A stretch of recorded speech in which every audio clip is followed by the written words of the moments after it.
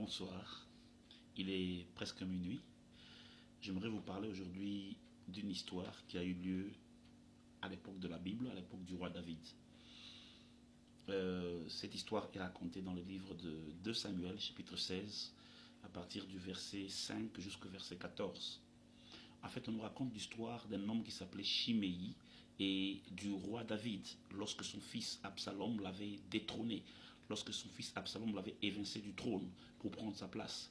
Alors le roi David s'est mis en fuite. Il s'est mis à fuir. Il est arrivé dans une ville. Il a rencontré un certain monsieur qui s'appelait Chiméi. Il était de la famille de Saül, le roi qui avait précédé David et que David avait remplacé sur le trône. Quand il a rencontré un membre, un parent de Saül, un membre de sa lignée, eh ben, cet homme a commencé à prononcer des malédictions, à lancer des pierres, à lancer des jurons sur le roi David. Et les gardes du corps de David ont voulu mettre la main sur lui pour lui couper la tête. David a dit non, non, non, non, non, laisse. Si déjà mon propre fils m'a détrôné, qu'est-ce que je peux empêcher à ce pauvre monsieur de faire contre moi?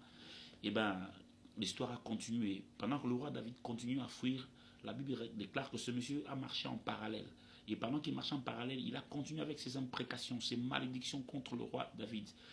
Plus tard, du reste, le roi David dira qu'il a prononcé des violentes malédictions contre lui.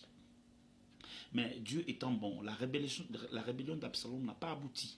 Absalom fut tué par les gardes du corps de David et David fut remis en place sur le trône. Il est retourné sur son trône. Et quand David est retourné sur le trône, nous voyons le fameux Chiméi qui vient rendre allégeance, faire allégeance au roi David.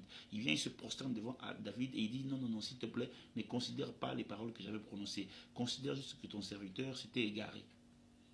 Tout ce que je veux dire par là, on dit à quelque chose, malheur est bon. Des fois, nous vivons avec certaines personnes, nous ne nous rendons pas compte de ce que ces personnes ont dans leur cœur sur nous. Nous ne savons pas. Eh bien, il faut qu'il y ait des fois certaines situations malencontreuses, certains malheurs, certaines situations difficiles pour que nous puissions connaître exactement ce que les gens pensent de nous. En lingala, on dit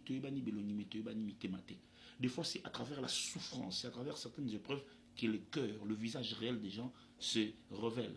Je prie Dieu qu'il crée une situation dans ta vie pour que tous les chiméis de ta vie, à l'instar du roi David, se révèlent. Car croyez-moi, quand tout va bien, vous n'allez jamais découvrir les chiméis de votre vie. Ce n'est que lorsqu'il y aura la pression, lorsque vous allez subir l'humiliation, que les cœurs vont se révéler. Et vous comprendrez réellement qui est chiméi dans votre vie et qui ne l'est pas.